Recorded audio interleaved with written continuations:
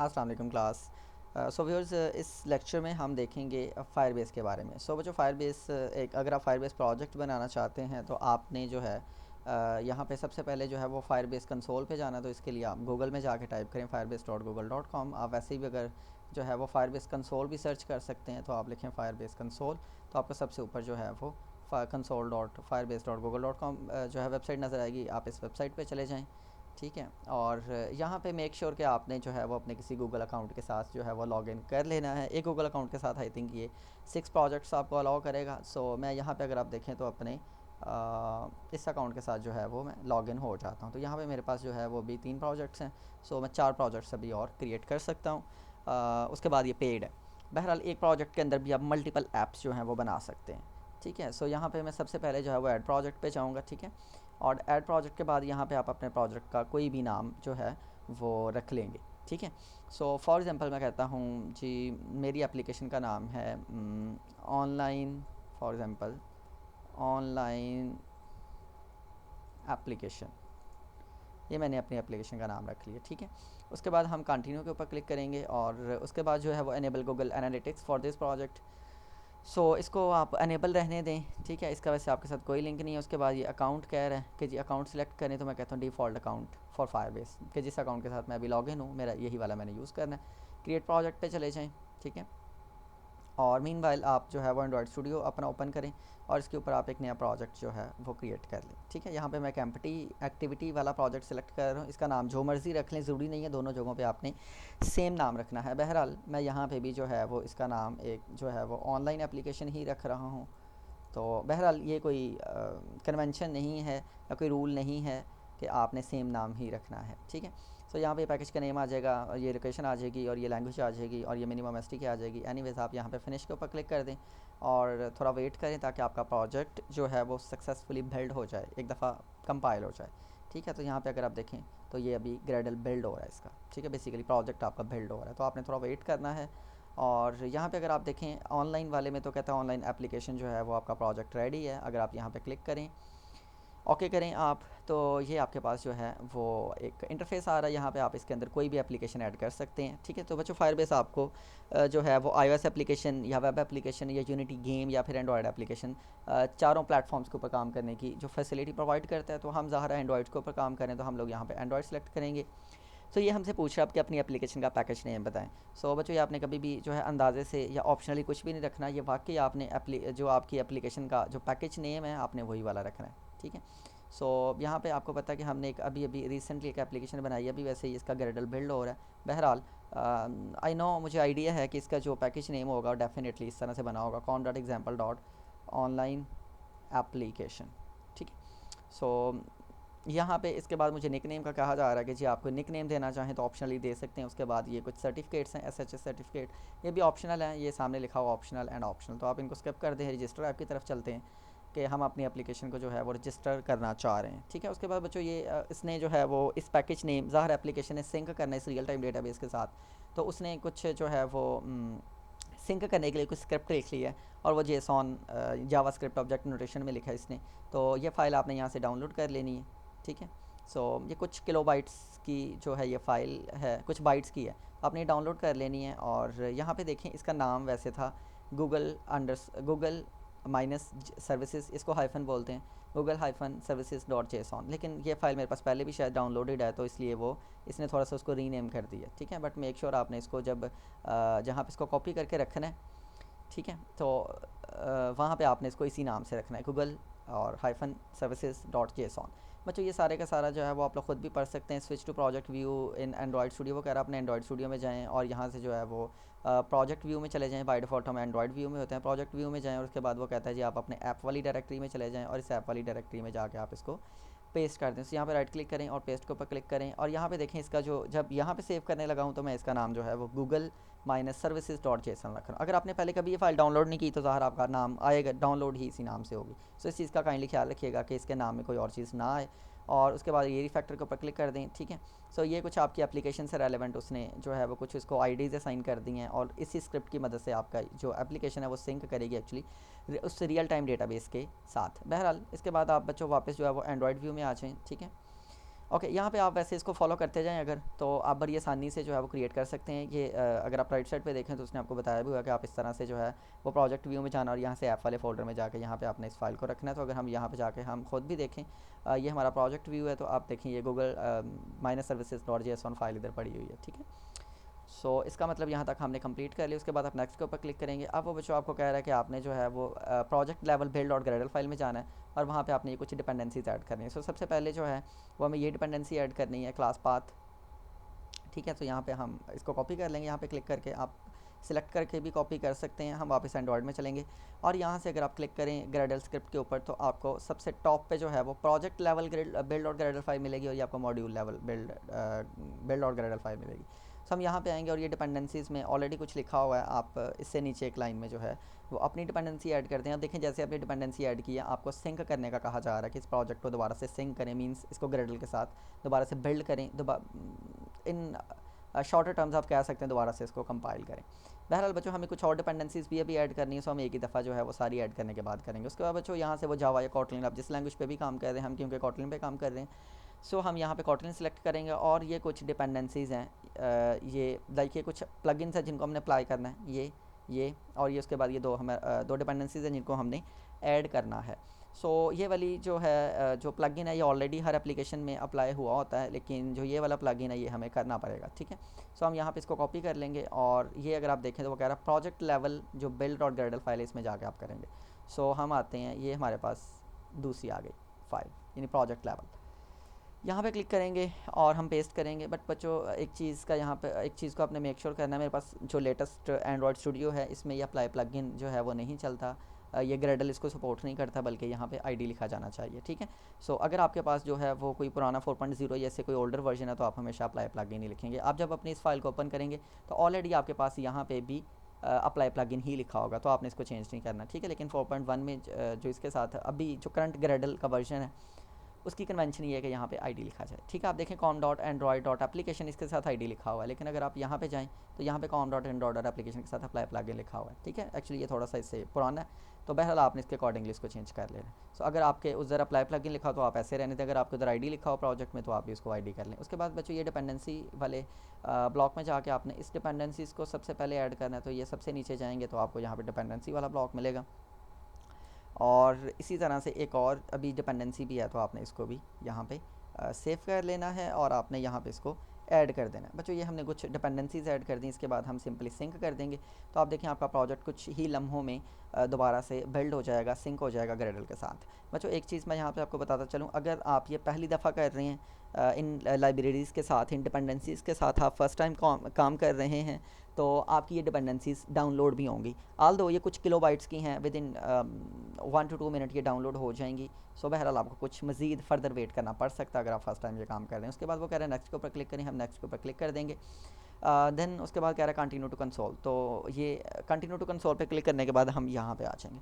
अब जो हमारे पास एक्चुअली जो फायरबेस हमें सर्विसेज प्रोवाइड करता है उसमें ऑथेंटिकेशन है और क्लाउड फायर स्टोर है, रियल टाइम डेटाबेस है, storage, hosting, function, machine learning, ये सारी वो फैसिलिटीज़ हमें प्रोवाइड कर रहा है। आज हम सबसे पहले जो है वो ऑथेंटिकेशन के ऊपर काम करेंगे। ऑथेंटिकेशन एक्चुअली क्या है, मैं आपको थोड़ा सा इंट्रो करवा दूं कि फायरबेस एक्चुअली क्या है। फायरबेस एक रियल टाइम डेटाबेस है जो कि गूगल हमें फ्री ऑफ कॉस्ट प्रोवाइड करता है, बट ये लिमिटेड है कुछ, ठीक है। लेकिन एज ए स्टूडेंट हमने जितना भी काम करना हो हमारे लिए काफ़ी है इसका जो फ्री वर्जन है, ठीक है। सो ये एक रियल टाइम डेटाबेस है, ये फास्टेस्ट डेटाबेस है, ठीक है। और ये शेयर डेटाबेस है। अगर मैं एक एप्लीकेशन बना के उसमें लेट से उसको इसके साथ कनेक्ट कर लेता हूँ और मेरा जितना भी डेटा है वो मेरे सर्वर के ऊपर, यानी इस वेबसाइट पे आप उसको देख सकते हैं, तो कोई भी दूसरे मोबाइल के अंदर अगर आप वही एप्लीकेशन आप इंस्टॉल कर लें तो वो भी एप्लीकेशन जो है वो, यानी कि अगर आपने 10 मोबाइल्स में वो एप्लीकेशन इंस्टॉल कर दिया तो सारी की सारी इसी सर्वर के साथ सिंक कर रही होंगी, उसके साथ ही सारी लिंक्ड होंगी और आपका डेटा वो इसके ऊपर राइट भी कर रही होंगी, रीड भी कर रही होंगी। तो सबसे पहले हम देखते हैं ऑथेंटिकेशन क्या फ़ीचर है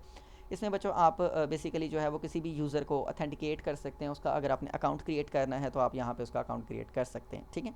सो ये बेसिकली बहुत कुछ बिल्ट इन आपको मिल जाएगा। सो चलते हैं ज़रा ये ऑथेंटिकेशन की तरफ, ठीक है। तो सबसे पहले आपने यहाँ पे आके जो है वो ऑथेंटिकेशन के लिए आपने गेट स्टार्टेड करना है कि जी हम ऑथेंटिकेशन जो है वो इंक्लूड करना चाह रहे हैं अपनी ऐप में।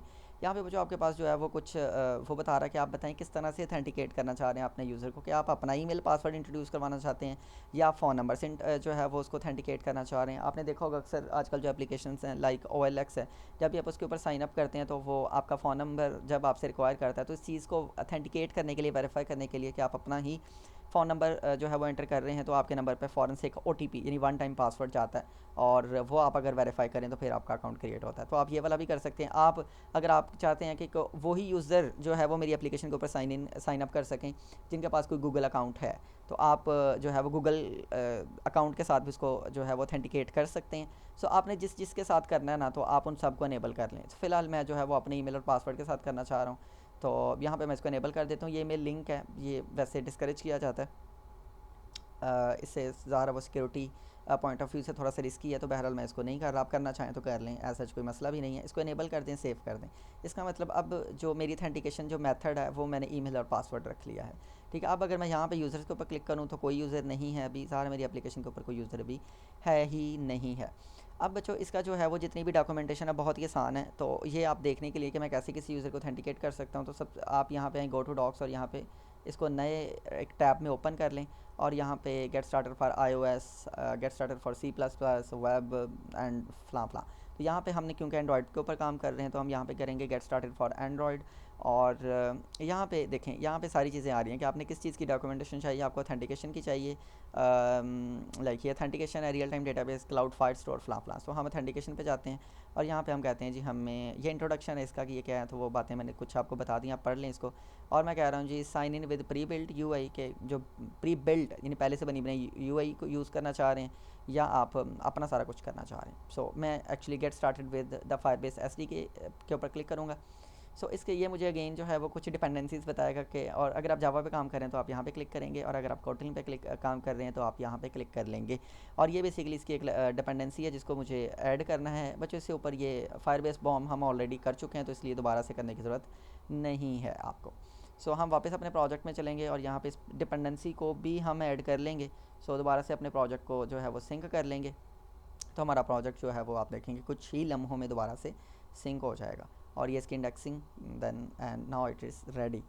सो यहाँ पे आ जाइए हमारे पास। हम सबसे पहले यहाँ पे एक जो है वो यूज़र इंटरफेस क्रिएट कर लेते हैं। तो मैं कहता हूँ जी फॉर एग्जांपल सबसे पहले जो है वो मेरे पास एक टेक्स्ट व्यू होना चाहिए और टेक्स्ट व्यू में जो है मैं कहता हूँ प्लेन टेक्स्ट। यहाँ पे मैं ज़ाहिर यूज़र का नेम लिखूँगा कि जिस भी यूज़र नेम के साथ वो लॉगिन होना चाहता है। बच्चों मैं साथ साथ आपको ये भी बताता चलूँ कि इसमें जो है वो डुप्लीकेशन नहीं आने देता, ये सारी चीज़ें खुद ही हैंडल करता है। अगर कोई डुप्लीकेट अकाउंट लेट से टेम्प यूज़र यानी टेम्परेरी यूज़र 1 2 3, अगर यूज़र नेम ऑलरेडी किसी को साइन हो चुका है तो दोबारा कोई अगर साइन इन करने की कोशिश करेगा तो ये आपको बता देगा कि नहीं, ये यूज़र नेम ऑलरेडी जो है वो किसी ने यूज़ कर लिया हो, तो आप किसी और के साथ किसी और यूज़र नेम के साथ जो है वो ट्राई करें, ठीक है। सो ये हमने बच्चों कुछ फील्ड जो हैं वो यहाँ पे बना ली है। ये हम यूज़र नेम के लिए बनाएंगे, ये हम पासवर्ड के लिए बना लेंगे और इसके नीचे हमें एक बटन की ज़रूरत होगी। सो यहाँ पे हम एक बटन लगा लेते हैं। सो इस बटन के साथ बेसिकली हम उसका अकाउंट क्रिएट करवा लेंगे, ठीक है। सो इस बटन को हम थोड़ा सा बड़ा भी कर लेते हैं और हम ज़रा अब इसको थोड़ा सा यहाँ पे मैं इसकी ID जो है लेट से मैं कहता हूँ ET यूज़र नेम, ठीक है, क्योंकि हमने यहाँ पे यूज़र नेम लिखना है। और सिमिलरली मैं कहता हूँ जी दिस इज़ ET पासवर्ड, ठीक है। और इस बटन को हम कह देते हैं जी this is actually BTN sign up. Alright, so हमारे पास ये बटन भी बन गया। और इसके बाद जो टेक्स्ट है वो मैं यहाँ से इसका ख़त्म कर दूँगा, ठीक है। सो यहाँ पे इसका टेक्स्ट मैं कुछ भी नहीं रखना चाह रहा और यहाँ पे इसकी जगह मैं हिंट ऐड कर लूँगा, ठीक है। सो हिंट पे जाते हैं और मैं कहता हूँ जी enter your user name here. So ये बेसिकली हमें लिखा हुआ नज़र आता है, जैसे हम क्लिक करते हैं सारा गायब हो जाता है। सो मैं कहता हूँ enter your password here. So that's it. मैंने ये लेआउट डिज़ाइन किया और ये बटन के ऊपर जो टेक्स्ट है इसको भी हम चेंज कर देते हैं और इसको हम कह देते हैं लेट्स से साइन अप। सो इसके बाद हम इन्फर कॉन्स्टेंट्स के ऊपर क्लिक कर देंगे सो दैट हमारे जो लेआउट के जो व्यूज़ हैं ये सारे यहाँ पे लॉक हो जाएं, ताकि जब हम इसको टेस्ट करें तो हमें ये डिफरेंट जगहों पे ना मिलें, ठीक है। सो बच्चों यहाँ पे आएंगे और यहाँ पे हम जो है वो जितने भी व्यूज़ हमने वहाँ पे क्रिएट किए उनको हम यहाँ पे जो है वो उनके रेफरेंस क्रिएट कर लेंगे या लिंक कर लेंगे बेसिकली। तो मैं कहता हूँ वेरिएबल है और एक मेरे पास जो है वो लेट्स से यूज़र नेम है and this will be of type edit text and this is equal to definitely find view by id and then r dot id and et username. Okay, so I'll copy this line 3 times and then let's say password, it is also of type edit text and it is et pass, and then I have like sign up button and this is of type button and its id is btn sign up. So it's fine now. So simultaneously I'll start emulator so that we don't have any wastage of time at the end.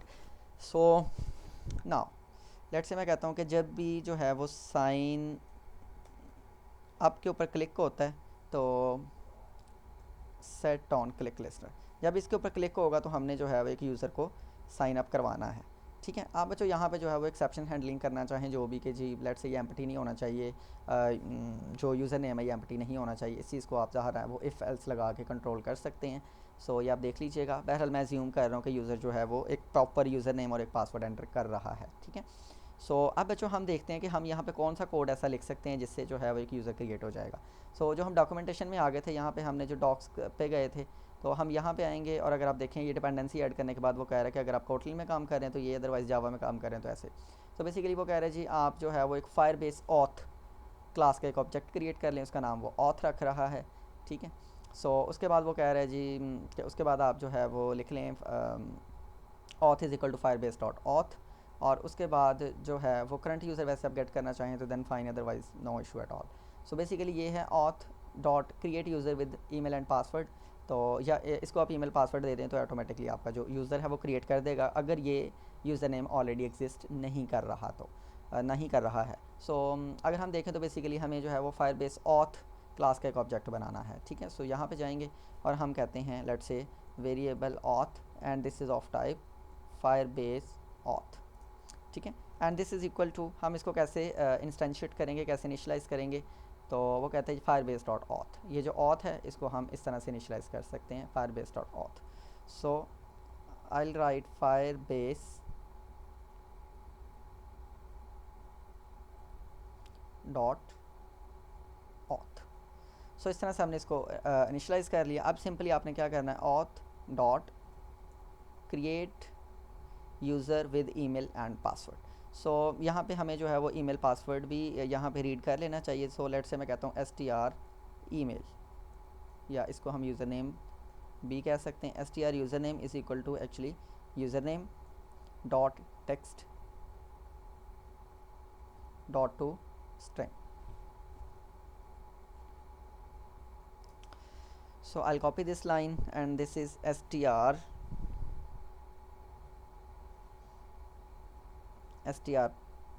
let's say password, and this is actually this is equal to password dot text to string. So हमें यहाँ पे जो है वो सबसे पहले अपना user name यानी कि str यूज़र नेम ज़ाहिर है वो एज ए स्ट्रिंग चाहिए, तो हम यहाँ पे इसको स्ट्रिंग में कन्वर्ट करने के बाद यहाँ पे पास कर देंगे। सो str पासवर्ड आप डायरेक्टली बच्चों इन लाइंस के बगैर डायरेक्टली भी यहाँ पे कर सकते थे user name dot text dot to string. ठीक, ओके। सो एक्चुअली इस इतनी लाइन लिखने से जो है वो हमारा काम हो जाएगा। ठीक है, अभी हम इसको इधर कर लेते हैं। इतना लिखने से हमारा काम हो जाएगा, बट मसला ये है कि हम साथ में ये भी देखना चाहते हैं, इसका रिज़ल्ट भी देखना चाहते हैं कि क्या यूज़र क्रिएट हो गया या यूज़र क्रिएट नहीं हुआ। तो बच्चों इसी के साथ जो है वो ऐड ऑन कंप्लीट लिसनर है एक। ठीक है, जैसे क्लिक लिसनर होता है, आप चाहें तो इधर भी इसके साथ लिख सकते हैं ऐड ऑन कंप्लीट लिसनर। ठीक है, आप नीचे भी आके लिख लें तो no issue. So add on complete listener. ठीक है, सो ये जो हमारे पास ऐड ऑन कंप्लीट लिसनर है इसमें हम जो है वो दिस पास कर देंगे और यहाँ पे हम इसका एक ब्लॉक डिफाइन कर देंगे। ठीक है, और यहाँ पे एक्चुअली एक टास्क है तो आपने यहाँ पे ये टास्क लिखना है। ओके, हमने टास्क लिख लिया। बेसिकली जो भी रिज़ल्ट आएगा वो इस टास्क के पास होगा, या तो ये टास्क सक्सेसफुल हो जाएगा या फिर अनसक्सेसफुल हो जाएगा। Sorry, if this task is successful, ये इसका बिल्ट इन मेथड है कि अगर तो ये सक्सेसफुल है तो फिर जो है वो एक टोस्ट मैसेज क्रिएट कर लेते हैं और यहाँ पे हम लिख देते हैं this eight main activity and then user is created and otherwise अगर ये टास्क जो है वो सक्सेसफुल नहीं है तो then definitely it is unsuccessful. So again let's do copy this toast message and I write unable to create user. And अगर आप इसमें साथ रीजनिंग भी बताना चाहें कि क्यों ऐसी कौन सी वजह है जिस वजह से ये यूज़र नहीं क्रिएट हो सकता, तो आप लिखें task dot exception. Exception actually error को कहते हैं, और डॉट टू स्ट्रिंग.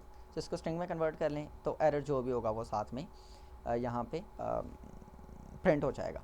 सो अगर हम इस कोड को रन करके देखें, सो अभी करंटली हमारे पास यहाँ पे कोई भी यूज़र नहीं है. ठीक है. सो मैं इसको पैरेलली वो जो है वो रन करता हूँ. एक तरफ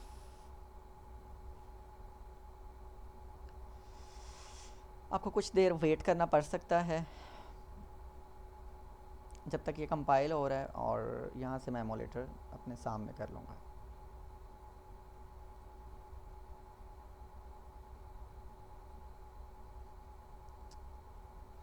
सो यहाँ पे हमें वेट करना है जब तक ये इंस्टॉल नहीं हो जाता. सो ये इंस्टॉल हो रहा है और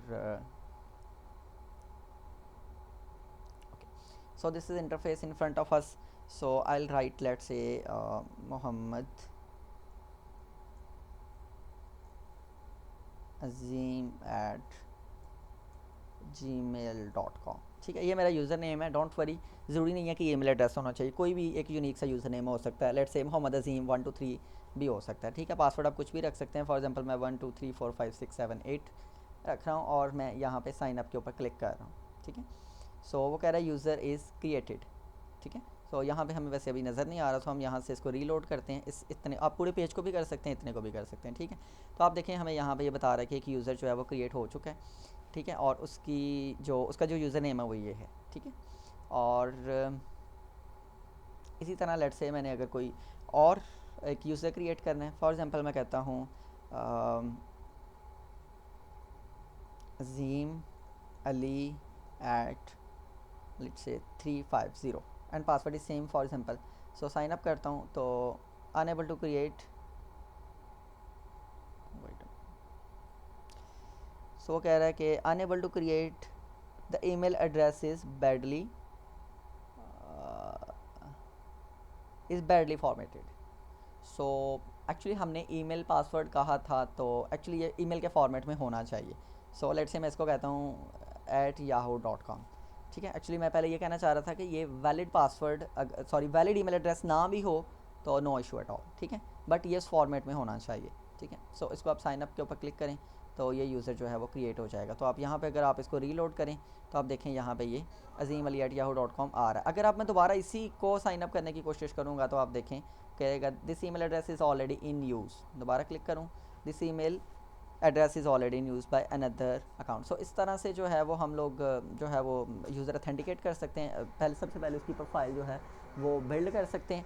अब अगली चीज़ है कि हम साइन इन कैसे कर सकते हैं. सो हम यहाँ पे आते हैं. सो तो यहाँ पे मैं सिंपली जो है वो इसी तरह से एक और लेआउट डिज़ाइन कर लूँगा और उस लेआउट में जो है वो मैं फॉर एग्जांपल साइन इन करवा लेता हूँ. ठीक है. आप चाहें तो मल्टीपल लेआउट्स भी बना सकते हैं. सो मैं एक पे ही काम कर रहा हूँ. ठीक है. सो मैं इसी को कॉपी कर लेता हूँ. ठीक है. एक्चुअली बच्चों आप चाहें ना तो ये दोनों फील्ड अगेन यूज़ कर सकते हैं साइन इन के लिए भी. अगर आपका अकाउंट नहीं है तो आप यहाँ पे लिख के साइन अप करेंगे, अगर अकाउंट है तो यहाँ पे लिख के साइन इन करेंगे. सो यहाँ पे मैं सिंपली एक बटन लगा रहा हूँ. ठीक है. और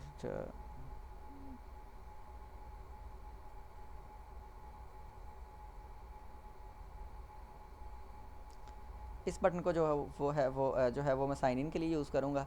सो यहाँ पे क्लिक करेंगे और सबसे पहले इसका टेक्स्ट जो है वो चेंज करके हम साइन इन लिख देंगे और इसकी आईडी जो है वो हम चेंज करके BTN यानी बटन साइन इन कर देंगे और रीफैक्टर के ऊपर क्लिक करें और इसके बाद दोबारा से इसको भी इन पर कॉन्स्टेंट कर दें सो दैट ये अपनी जगह पे यहाँ पे लॉक हो जाए.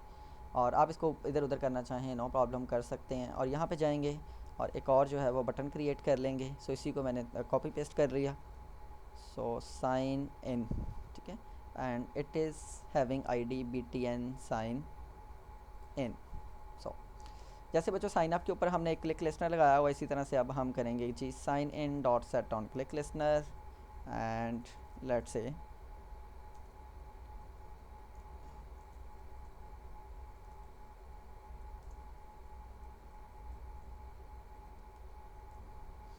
चलें यहाँ पे हम कोड करने लगें. सो हमें एक्चुअली जो है वो अगेन उसी ऑथ एक जो है वो ऑब्जेक्ट की ज़रूरत है. सो बेहतर है कि हम इसको जो है वो यहाँ पे ऊपर ले आएँ. बहरहाल आप यहाँ पे इसकी एक कॉपी भी जो है वो क्रिएट कर सकते हैं, नो इशू एट ऑल. बहरहाल ज़ाहिर एक ही ऑब्जेक्ट को आप मल्टीपल टाइम जो डिक्लेयर करना is not a good practice. तो बेहतर है कि आप ऑथ ऊपर डिक्लेयर कर लें और उसको यहाँ पे इनिशियलाइज़ कर लें. मैं एक्चुअली ये कहना चाह रहा हूँ आपको कि आप लेट से हम कहते हैं इसको यहाँ पे, ठीक है. और इससे भी बेहतर प्रैक्टिस ये है कि आप इसको इस क्लास में जो है वो डिक्लेयर करें. लेट से मैं कहता हूँ variable and this is auth and this is of type, sorry, this is of type firebase auth and it can be null, for example, so null, this is fine. And now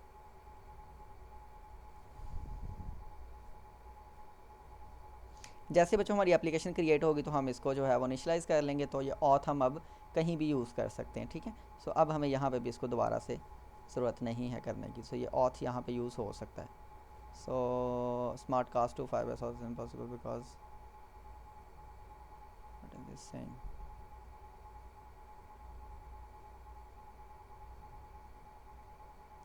Let's see what it is saying. Auth dot sign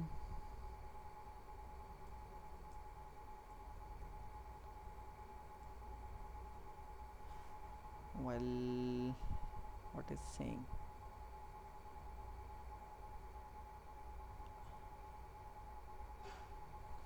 एक minute बच्चों.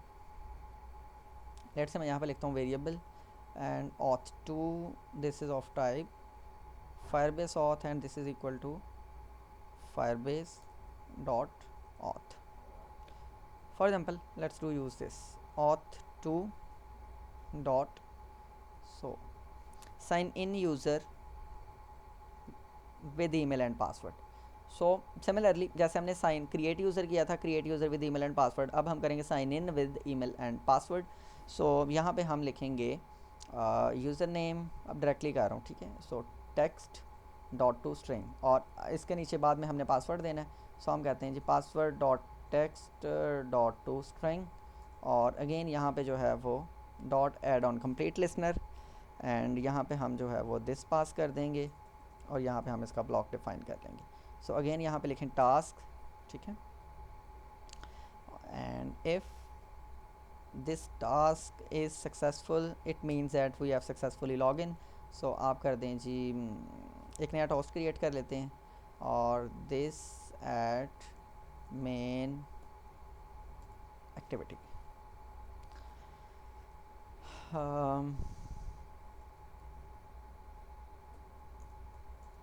successful login.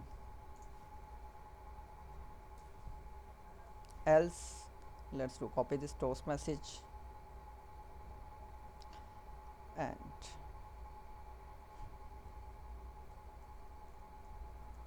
unable to log in. And if you want to know the reason, then again simply plus task dot exception dot to string. सो अब बच्चों अगर हम जो है वो login करने की कोशिश करेंगे तो सार हम लॉगिन भी हो जाएंगे अगर हम वैलिड ईमेल एड्रेस और पासवर्ड देंगे तो, ठीक है. सो ये एरर हमारे पास आ रहा है. वो कहता है जी smart cast to Firebase auth is because auth is mutable property that could have been changed by this time. Okay. सो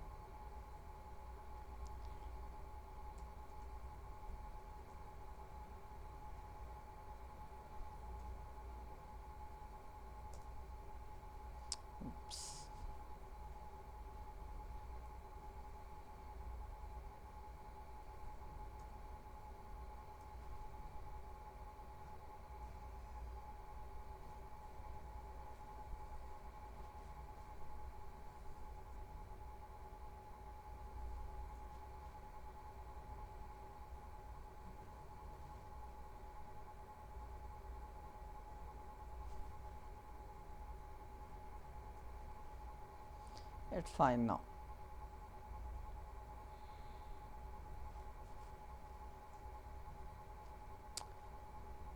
यहाँ पे बच्चों डुप्लीकेट हो रहा है तो इसको हम यहाँ पे भी फ़िलहाल कमेंट कर देते हैं, ठीक है। नेक्स्ट लेक्चर्स में हम देखते हैं एक्चुअली ये क्यों ऐसे कर रहा है। सो ये इंस्टॉलेशन चल रही है और यहाँ पे अब देखिए मैं इसको आपके सामने जो है वो कुछ बड़ा कर देता हूँ। ओके, सो लेट्स से मैं यहाँ पे जो है वो लिखता हूँ let's say Malakazim 350 and this is at gmail.com और पासवर्ड लेट से मैं कहता हूँ 1234567 8। सो बच्चों आप देखें अगर मैं इसके साथ जो है वो साइन इन करने की कोशिश करूँगा तो ये कह रहा है अनएबल टू लॉग इन, और रीज़न मुझे क्या बता रहा है कि the user may not have been what is saying may not have been Firebase there is no user record corresponding to this identifier. So मैं एक काम करता हूँ, सबसे पहले मैं इसको साइन अप करता हूँ और वो कह रहा है user is created, user create हो गया। अगर हम अपनी इस यूज़र लिस्ट में जाके देखें तो यहाँ पे डेफिनेटली हमें ये नज़र आ रहा होगा। सो आप देखें कि यहाँ पे ये Malakazim 350 यहाँ पे हमें नज़र आ रहा है। तो अब अगर मैं साइन इन करूँगा तो वो कह सक्सेसफुली लॉगिन, तो आप ज़ाहिर है अगर वो सक्सेसफुल लॉगिन होता है तो आप किसी नई एक्टिविटी पे शिफ्ट कर सकते हैं, ठीक है। बच्चों आपका कोई क्वेश्चन हो तो आप लोग जो है वो कमेंट्स में ज़रूर लिख सकते हैं, I will try to answer. So next videos में हम देखेंगे हम कैसे जो है वो रियल टाइम डेटाबेस यूज़ कर सकते हैं।